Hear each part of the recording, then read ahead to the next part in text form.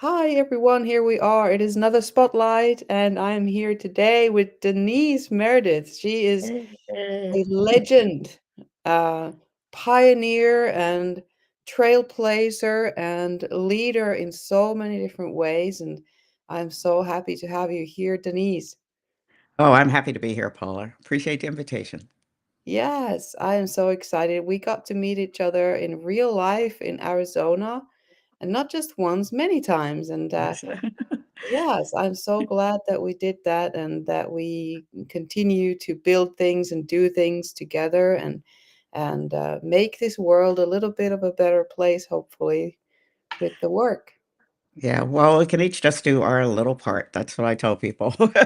Create your own little universe of go-getters, do-gooders, and make it happen.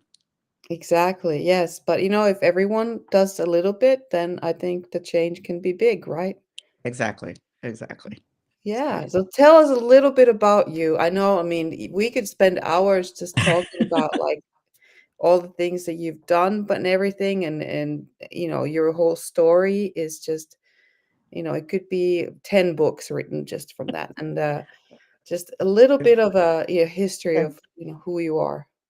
okay. Yeah, I do tell people I do have an autobiography called Thoughts While Chillin', Chillin, no G on the end. And but to make it quicker today, and I appreciate the invitation, is born in Brooklyn. That solves that that solves a lot of issues for people right there. They know where I'm coming from.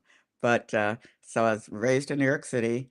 Uh, Went to Cornell University undergrad, majored in wildlife biology because they weren't letting women be veterinarians at that time, which I'm a little ancient, so this is the good or the bad old days, depending on your perspective. But um, uh, yeah, just women couldn't get into the vet school.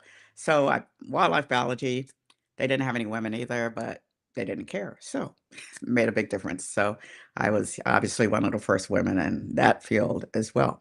But I went on to 2 weeks after college, I was working for the federal government in the United States Bureau of Land Management. BLM means something different these days, so I have to say the whole words, Bureau of Land Management. And it's the largest land management agency in the United States. But what made it different, and I was the first woman that they ever hired, woman professional that they ever hired. So I thought about naming my book 5,000 Cowboys and Me, but I, I decided to have a little more professional name on my book. But anyway, it was an adventure, as you can imagine, as probably any woman can imagine, being the first woman ever in this federal agency. But I worked my way up. I moved a lot.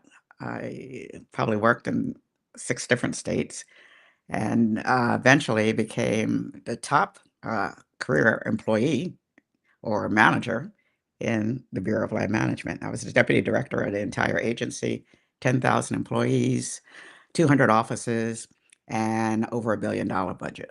So that was pretty exciting during the Clinton administration.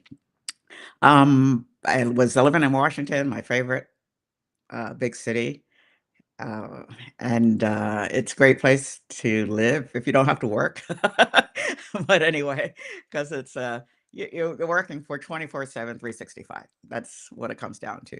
But that would be okay, except the accomplishments aren't there. You're just talking about what you're going to be doing. So I'm an action person, as you know. Uh, Bottom line, get to the end. And so I reassigned myself out to Phoenix, Arizona. I was head of Phoenix, Arizona. So I was down to 14 million acres and 800 employees, um, and a $50 million budget. So that was a vacation for me. And Wow. I was able to 7 years. I was head of, and I had part of Utah too. So I had all Arizona, part of Utah.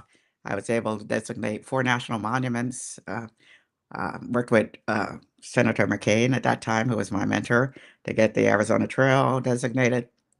Um, Worked on getting the football stadium done, Tempe Town Lake established, a lot of changes to Mhm. Arizona, all in recreation. I wanted to raise the level of recreation and tourism here.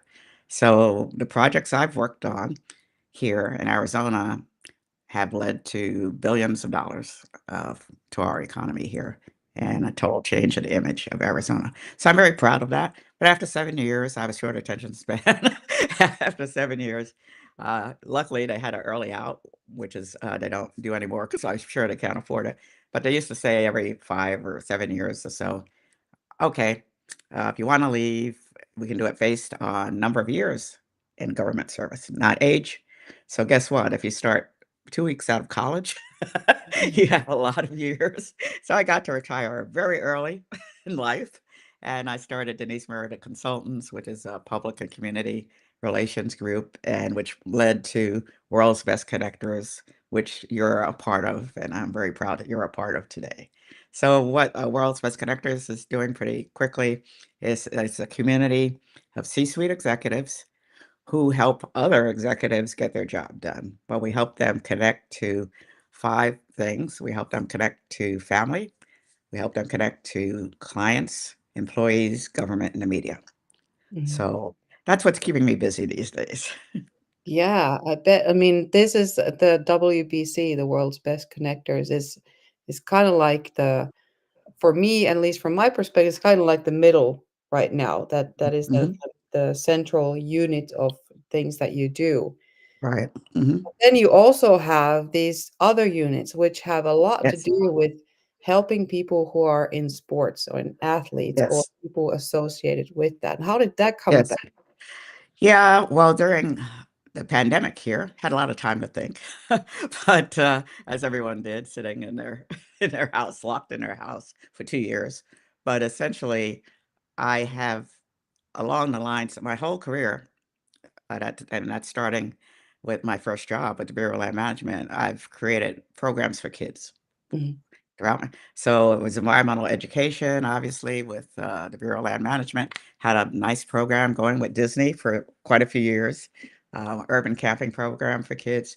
Um, Once I left the Bureau, I had something called Linking Sports and Communities here, it was a nonprofit, had that for 14 years, and what that did was work with kids 8 to 18 and worked on financial literacy, staying in school, and leading healthy lifestyles. So I thought during COVID, well, why don't I move it up? Why don't we work with older kids? And NCAA came out with their policy change, which said now kids could get paid mhm, for what they're doing, which they should have been all along. But anyway, um, but all the talk, and that sounded exciting at first, and all the talk was, who's gonna get who's gonna outbid who, what school is gonna do this, what school is gonna do that, what coach is and I'm thinking, "Where are the kids?" I don't hear anything about the children that are gonna be involved. So I thought that's a niche that we could fill pretty easily. And so what, I came up with was called NILO, and it's all capital letters, NILO. And what that means is we're putting ownership into name, image, and likeness. Name, mhm, image, and likeness is the term that's used by NCAA. And so that's a kid, that's their name, that's how they look, how they dress.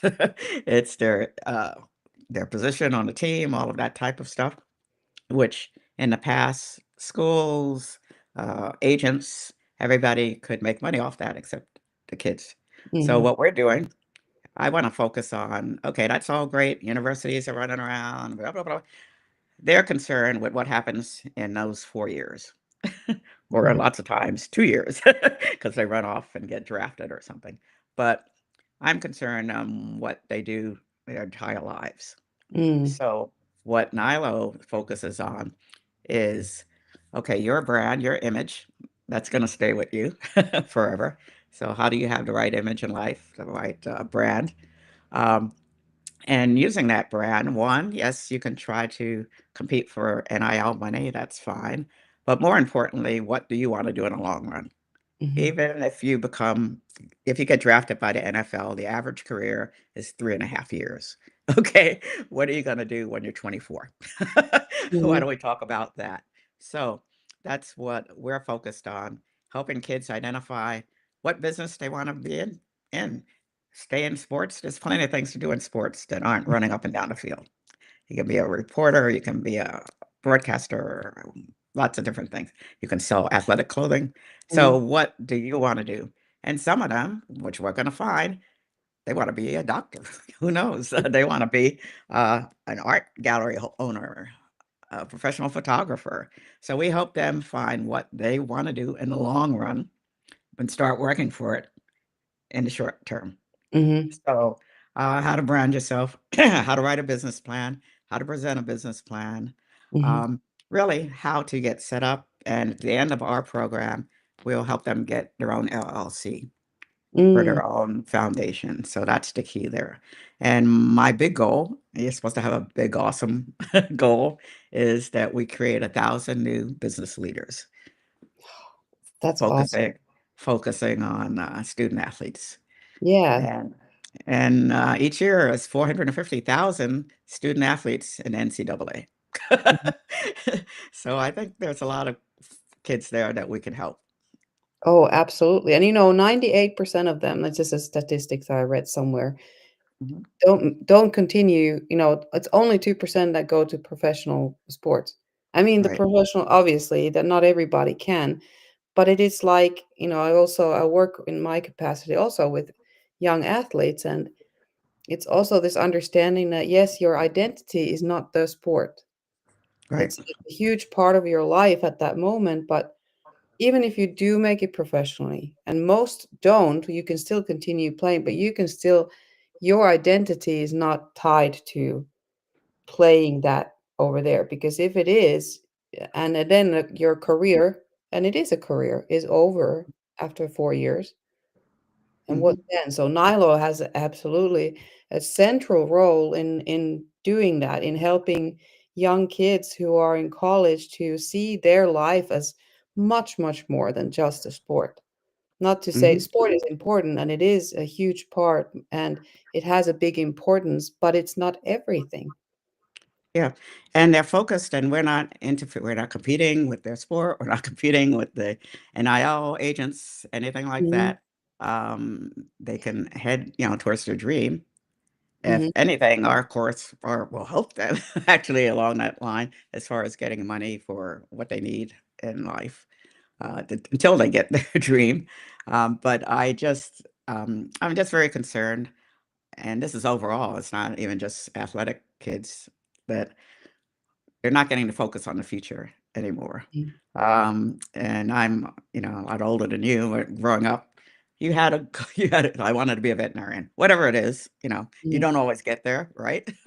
But you had this long, and that was what you were going to do your whole life, right? mhm, You had that dream or a fireman or whatever it was that you wanted to do.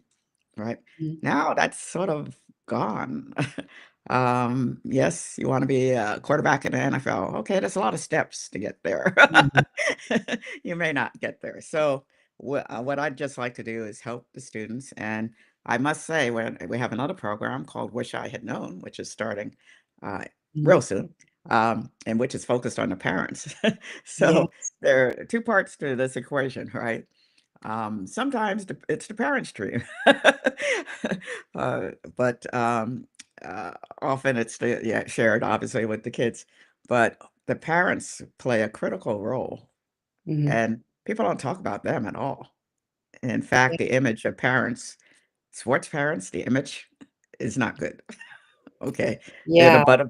butt of jokes. They're the ones that they show on, internet, the viral Mhm, the viral baseball dad, I call him, yelling at the umpire or the soccer mom, the stereotypical soccer mom, yelling at somebody. That's not the reality of most sports parents. They're very dedicated. They're working 2 jobs to make this happen. They're chauffeuring the kids all over the place, spending all their free time with their children stream, helping the mhm, children stream. So I wanna focus we have a program focused on them, and it's, helping them make decisions and, uh, where do they get their information? We're helping give them the information that they need. Yeah, they can read the internet or they can talk to Joe next door, but that might not be helpful, that not be accurate.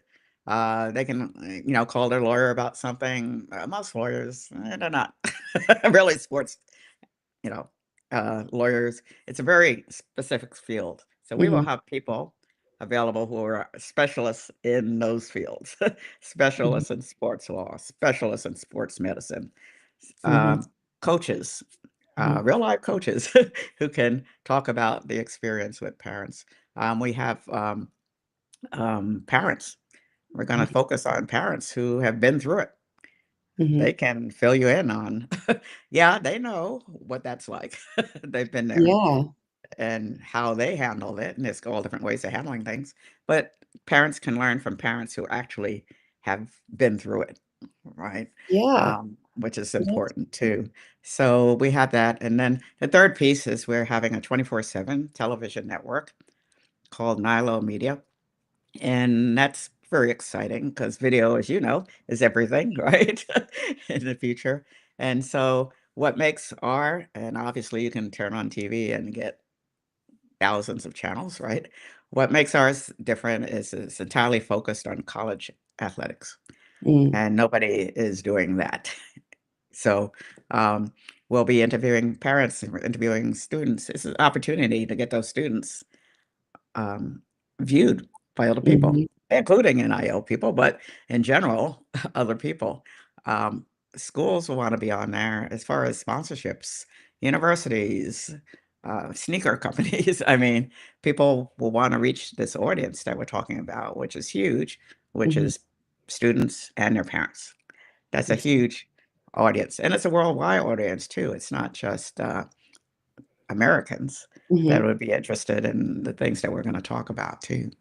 Yeah. I mean, there are young athletes everywhere, and even though countries and regions are organized in different ways, but it is something that is relevant to everyone. The same with the parents, Right. and that is something Mhm. that is so is often ignored is the influence and the giving parents tools to help their child in the best possible and supportive way without making, decisions for them or passing on their opinions about things and onto their children, which is, I mean, me as a parent, sometimes a hard one.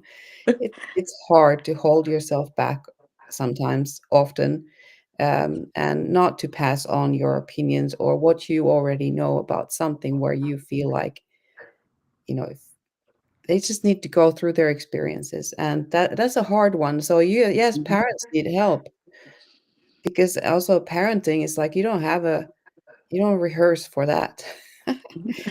No No. rehearsal, it's all a performance the whole time. The show starts and keeps going, and so it's a live show, and it is, Yeah. and I think it's so important to support the parents and but not the parents part, this is like a course. It's like something that people can sign up for and, get a structured course that is, obviously it has a cost to it. Mhm. Um, you get a lot of value and you have a lot of tools in the end that you can use for pretty much the rest of your life. And Mhm. NILO, on the other hand, also gives these tools, but this is a nonprofit, right? Mhm. Yeah, exactly. Right. So that's the two sides to the coin. Um, Both needed, right? Mhm, And so I recommend people look at the website, take a look at it, get a hold of us. We answer mhm. questions.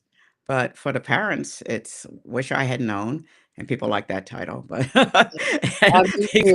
because everybody is like, oh yeah, I've said that. Anyway, so it's www.wishihadknown.net, N-E-T, so wishihadknown.net.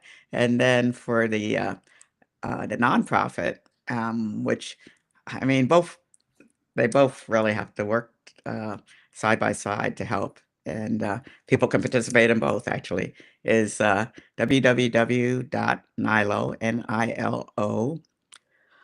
limited, Limitted Mhm, .org. So I think you, it's pretty exciting what we have going on there, and so I hope people actually, tune in, send us questions. We're right now recruiting for speakers and sponsors for the parents program, which will start pretty mhm, soon. Um, we're gonna put up a directory, put together an electronic directory, which will be for both parents and students. So they'll have an easy way, again, showing my age, I was gonna say Yellow Pages. Yes. Not too many people remember Yellow Pages, but it used to be this big, thick, literally Bible of numbers and information that got thrown onto your porch Mhm. every year, and it was literally this thick. You had to look through it and find out things. But ours will be right online. It'll be Yeah. a lot easier. So if you want to look up some reputable sports doctors, if you want to uh, talk to Paula Mhm. and get more information about what she's doing as far as coaching uh, students. You'll have that something right at your fingertips in which you can get information from. Exactly. And I just put up here the QR code Okay. that you can Okay. scan because, Okay. yes, we mentioned that NILO is a nonprofit, and obviously everything is dependent on donations. And Mhm.